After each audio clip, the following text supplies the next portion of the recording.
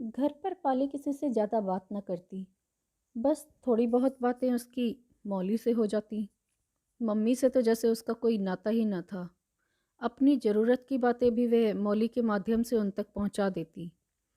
कई बार रुपेश ने उसे समझाया, पाली, अब तुम छोटी नहीं रह गई हो। मम्मी से खुलकर बात किया करो। कम से कम अपनी ज़रूरत की बातें उन्हें बता दिया करो। वो कितनी परेशान हो जाती हैं। आई एम सॉरी पापा, कहकर वह बात ख़त्म कर देती। रितु ने रात को फ़ोन पर बात कर उसका हालचाल पूछा। मेरे बगैर तुम्हें कमरे में अच्छा नहीं लग रहा होगा? हाँ, खालीपन लग रहा है। एक रात की बात है, कल मैं भी चली जाऊंगी। पाली, जिंदगी खुलकर जीना सीखो यार। क्यों इस तरह से बुझी बुझी रहती हो? पार्थ तुम्हें बहुत पसंद करता है। हर समय तुम्हारे आगे पीछे घूमता रहता है। फिर भी तुम उससे बात करने में कतराती हो।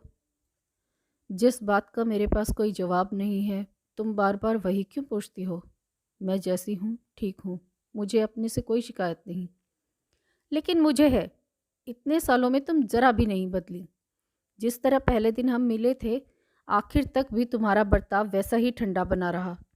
रिश्तों में थोड़ी गर्माहट हो तो वे बड़ा सुकून देते हैं, रितु बोली। पाली चुप हो गई। वह कुछ कहकर अपने जज्बात किसी से साझा नहीं करना चाहती थी। मेरी बात बुरी लगी हो तो हवा में उड़ा देना, तुम तो जानती हो मैं ऐसी ही हूँ, कहकर रितु ने फ़ोन रख दिया।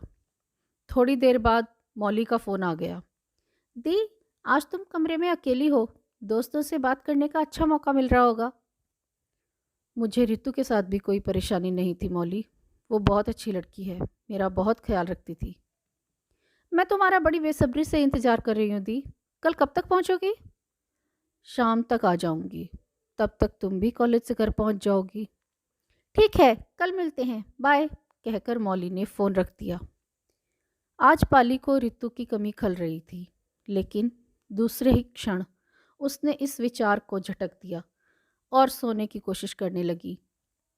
सुबह आराम से नाश्ता करने के बाद वह कैब से स्टेशन चली आई। इस शहर के छूटने का उसे जरा भी दुख नहीं हो रहा था। इतने साल पढ़ाई के दौरान भी उसे यहाँ से कोई खास लगाव नहीं रहा। वो पता नहीं किस मिट्टी की बनी थी। ना उसे दोस्तों से लगाव था और ना ही उस जगह से जहाँ वो रह रही थी। पार्थ ने फ़ोन करके उसका हालचाल पूछ लिया था। उसे अच्छा लगा जब उसने सुना वो आज घर जा रही है। मैं तुम्हें याद कर रहा हूँ पाली, यह बात तुम जानती हो, फिर भी कभी अपने मुंह से कुछ नहीं कहती। कभी तो दो शब्द प्यार के बोलकर मेरा भी हौसला बढ़ा दिया करो। मैं ही अपनी ओर से बगैर पूछे तुम पर अपने जज्बात लादता रहता हूँ। तुम्हारी ज़िंदगी तुम्हारे हिसाब से और मेरी मेरे हिसाब से चलेगी पार्थ। हमें दोनों को एक साथ मिलाना नहीं चाहिए।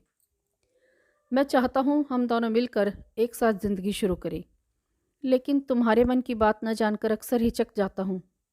समझ नहीं आता तुम क्यों इस तरह से व्यवहार करती हो।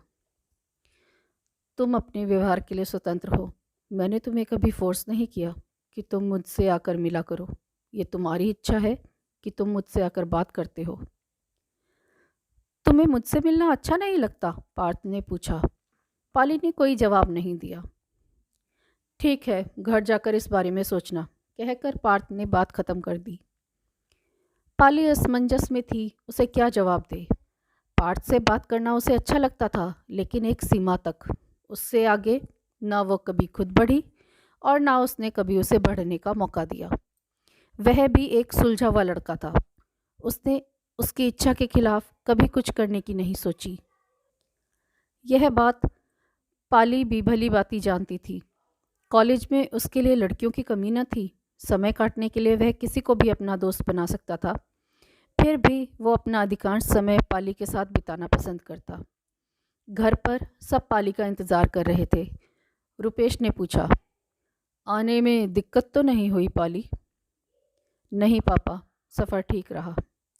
जिया चाहकर भी उससे बात न कर सकी। वो जानती थी पाली उसकी बात का कोई जवाब नहीं देगी। वो बोली, तुम फ्रेश हो जाओ पाली, मैं खाना लगा देती हूँ। माँ के कहने पर वो कमरे में आ गई। मौली अभी कॉलेज से नहीं आई थी, इसलिए घर बहुत शांत लग रहा था, वरना उसकी बातों से घर गूंजता रहता। कुछ देर में मौली आ गई और पाली के गले लगते हुए बोली, दी अब तुम यहीं रहोगी, कहीं नहीं जाओगी? मुझे तुम्हारे बगैर अच्छा नहीं लगता। तुम आते ही जाने की बात करने लगी। शेष अगले भाग में। धन्यवाद।